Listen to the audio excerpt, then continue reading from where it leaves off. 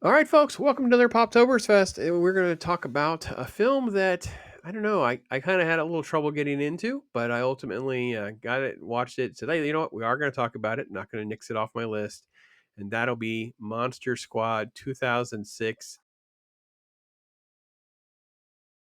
Has sort of Polar Express era animation, kind of a little adventure film with some kids and this crazy, kooky, creepy house. And if you've seen that billing, that's kind of probably what you've associated with this movie. So that's what we're going to talk about. With me, my lovely daughter. That's right. TayTay's back in the house. Tay, you were like, no, I like this. We gotta get it. She was defending the movie because I was I complaining. was.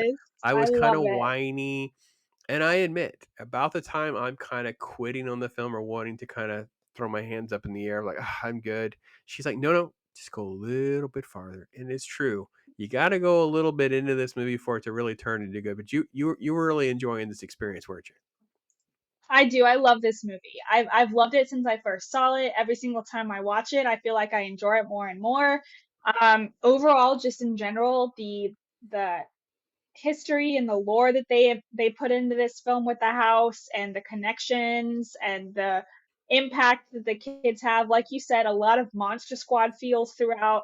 And I feel like because of that, I enjoy it that much more. And I grew up with this film, so in a lot of ways, when I first watched it, I was a kid. I was able to like relate to these children on their impact on this scary, creepy house in their neighborhood and how it affected them.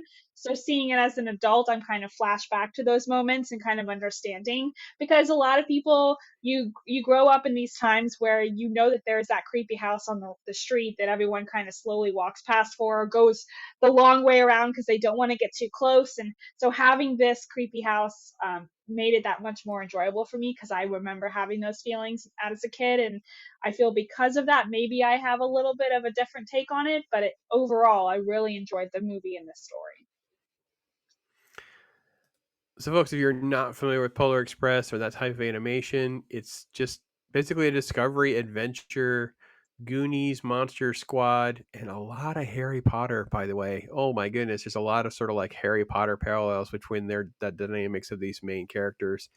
I don't totally know how to get my head around that at times, but you've got the little boy who sees the creepy house and some weird things going on across the street with this old man. He comes out, oh, he's all, get off my lawn and get out of here, you kids, and steal some tricycle from some poor little girl and just all sorts of stuff that, you know, it's the stereotype. It's a stereotypical stuff. And then he's got like the crazy, fat, nerdy little friend Chowder coming over with the ball. Like he can play basketball. He's absolutely terrible. Nearly everything's a klutz. He's Yeah, a goofball. yeah, All those yeah, kinds of things. And then he's no one's going to believe him. No one's going to believe all these stuff that are going on. But gradually over time, they start to see some of this stuff. The house starts to move on its own. You start to see what's going on. They have this other girl who shows up as like a fundraiser and becomes their friend in this little yeah, journey and kind of like a little love interest. She goes to an all girls school. Her name is Jenny. And there were some babysitters in there, the babysitter's boyfriend, and some yeah. little things like just yeah, Goonies adventure type of stuff. I don't know how. So I don't know. I think the first part of the movie is pretty slow to get through, and some of this animation in the daylight, not this shot per se, but definitely preceding this shot. Some of the animation's pretty wonky, pretty weak. But I will Sure. say that once they get into it and they start doing their thing, and the action sequences and the shadows kick in, and the monster and the house itself becomes a creature, the animation's great. The animations work. Everything's looks phenomenal. The story's kicking into high gear. They do a really good job of moving pretty quick. So it is a late starter, and I hate to say that's how I feel about that, but that's being perfectly honest with things because I feel like it does a lot of things right, but it's not the easiest sort of start to that journey for me.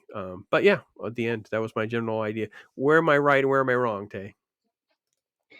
I can understand where you're coming from. I feel like it was almost necessary to have that slow take on it because it's a kid that's trying to prove that he's not crazy. And you have like the introduction to these characters, and I feel like the way that they did it was perfect. to be able to showcase just a kid's normal life whenever their parents leave, the interaction with the best friend, what they do whenever the parents aren't home. They still have to have a babysitter, so their interaction with her.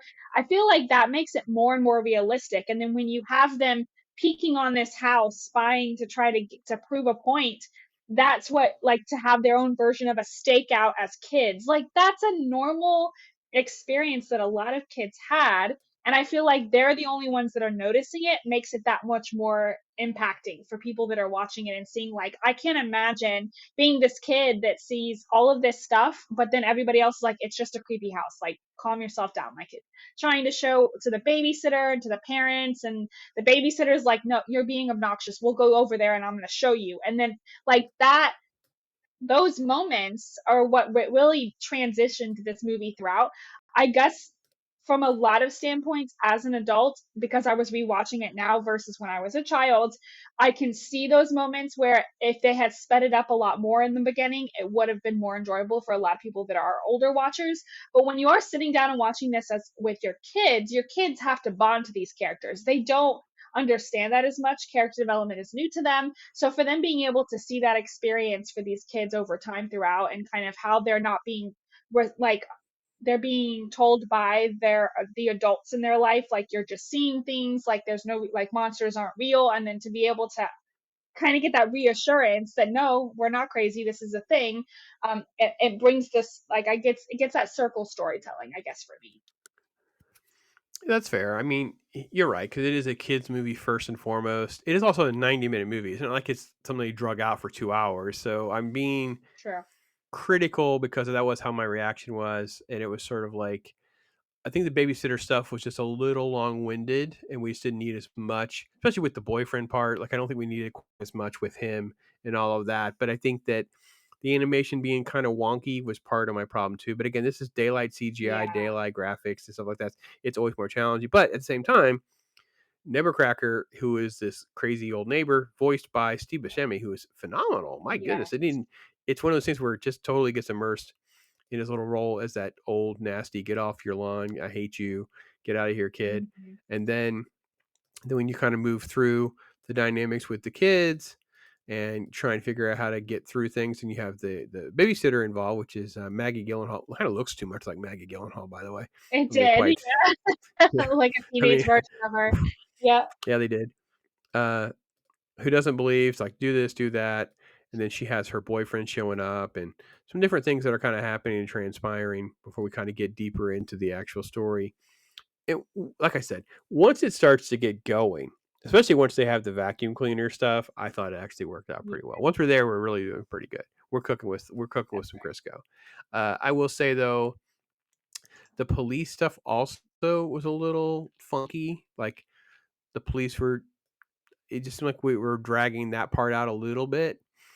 Kevin Sure. James voices one of the police officers. Nick Cannon is the other, and it Mhm. is kind of fun to see how these police officers are going to interact with these kids and like, hey, what are y'all doing over Yeah. here?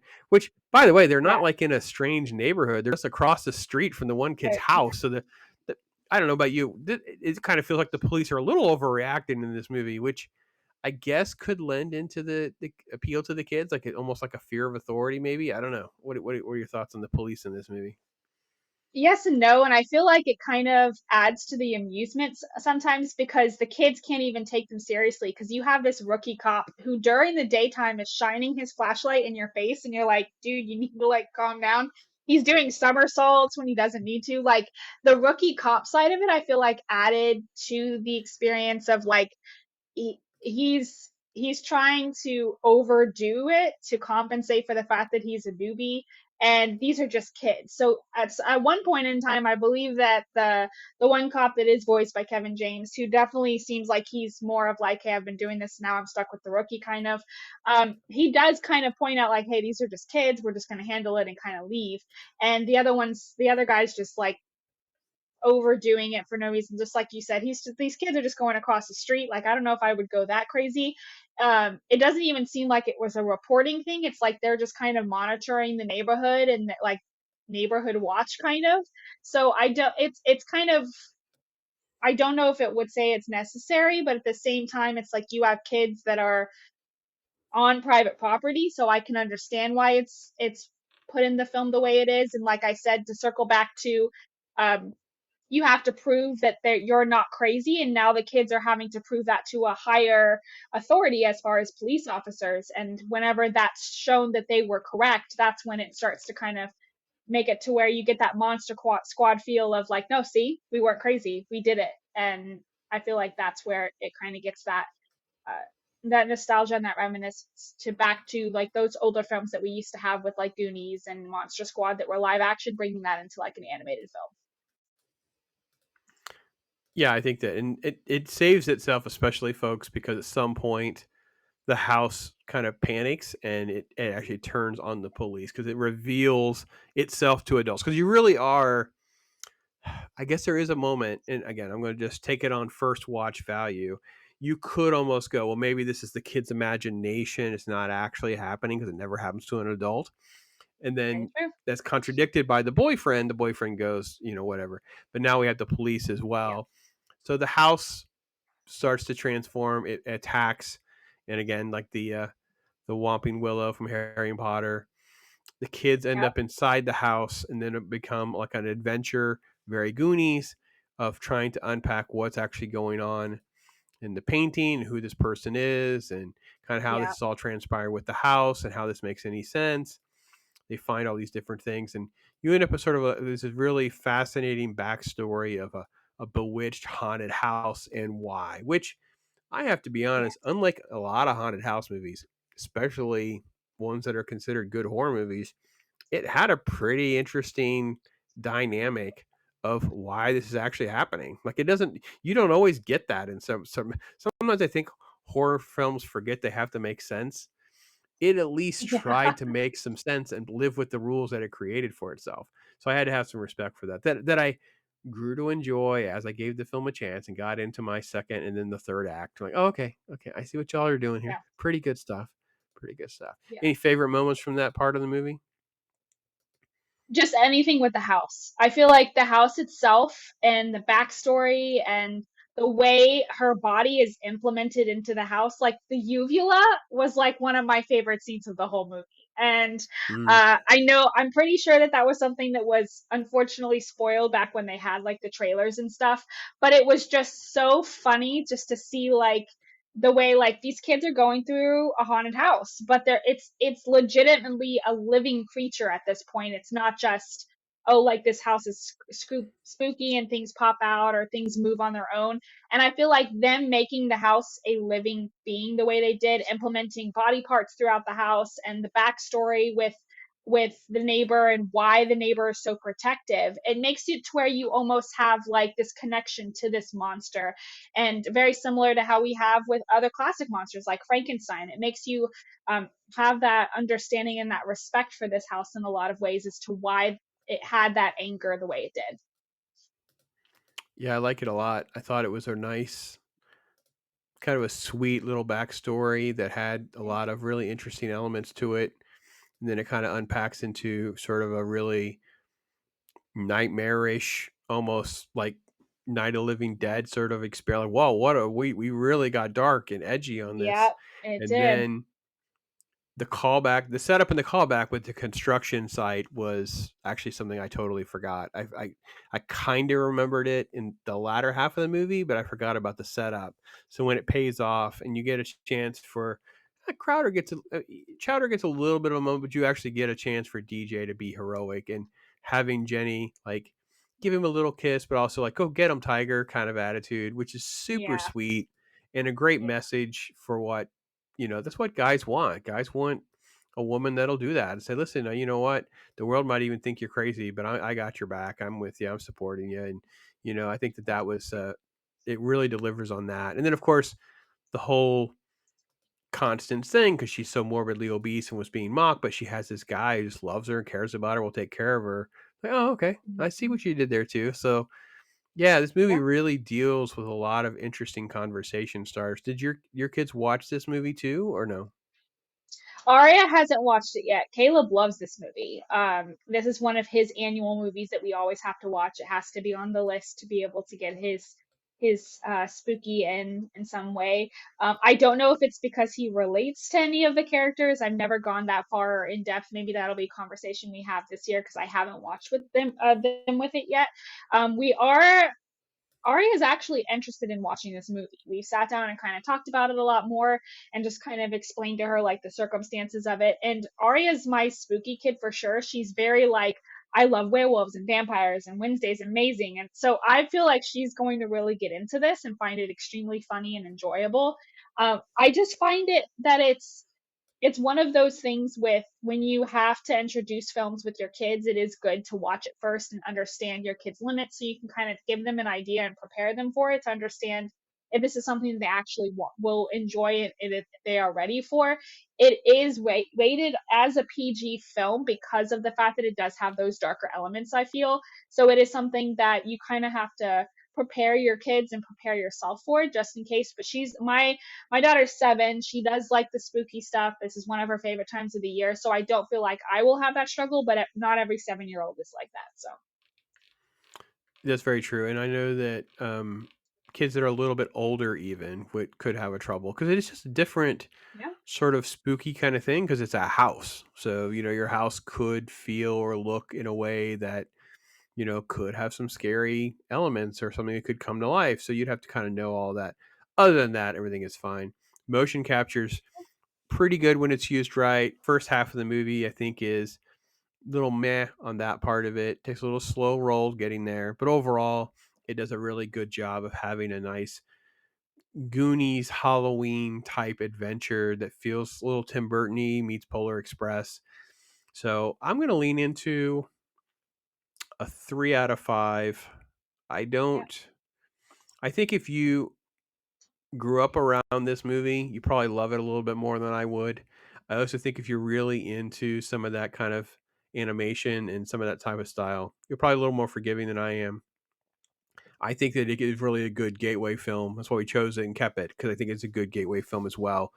With the Monster Yeah. Squad type movies, that it's good for those tweens to get some exposure, as Tay says. Feel out your kid about where they are on their tolerance scale of what will actually, disturb them and challenge them. And again, like Yeah. she said earlier with our conversation we had about the Adams Family, it's like, oh well, I let them watch this scene. They weren't really ready for the rest of it. I let them watch that scene. They really weren't for the rest of it. I do Yeah. that on YouTube all the time. I have grandkids that are really little who have seen, they've grown up on like the animated intro to Spider-Man, but I know they're not going to watch the whole episode. They've seen, Yep. as Taylor saw, that she was probably 2 to 3 years old and saw the dinosaur scene in Jurassic Park, but she didn't watch the whole Yeah. thing. She didn't watch them Yeah. chew it. She didn't watch them chew a lawyer Right. in half. Right? That was To much watch the later. raptor. No, there was no Yeah. raptor scene. She probably saw, oh, there's a raptor in this movie. I've seen this movie like 16 times. No, you didn't. You only saw like 8 minutes Yeah. of this movie. You've never seen that there's a, yeah. Yes. So you have to make those decisions for yourself. So, how are you going to come down and score this one? I'm at a 3.5. Probably circles back to a little bit more of that nostalgia because I did watch this as a kid, so I got more of the kid feel and the kid perspective of it, having that respect, but also watching as an adult. Yes, the animation is bothersome. I understand your perspective 100% because now we have these fantastic animated films that we have to compare it to. Even comparing it to older animated films when we had all of this Pixar stuff coming forward, so it can be very, very challenging in a lot of ways, but I feel like because it has that dark feel to it, it definitely circles back, and it's one of my favorites. It also is a favorite just because the fact that I have kids that like it too. So I feel like that kind of makes it a lot more enjoyable for me.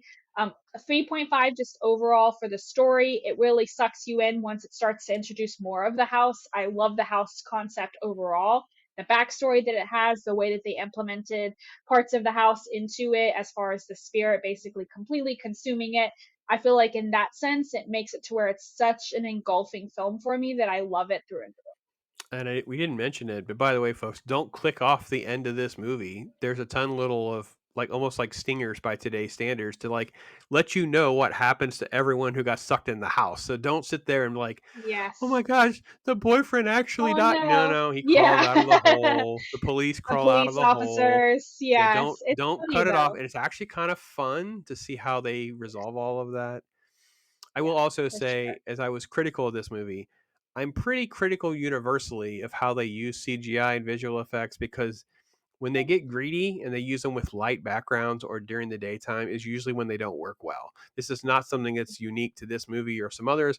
It's like the first Hulk movie by Ang Lee. Ang Lee's this incredible filmmaker. He was very ambitious trying to do this Hulk effect in the daylight with all these light colored backgrounds, and it just really jumps out. Your eyes just don't handle this. When you shoot those in shadows and all the edging can be kind of covered up. Hey, guess what? It actually works and blends pretty well. We see this a lot.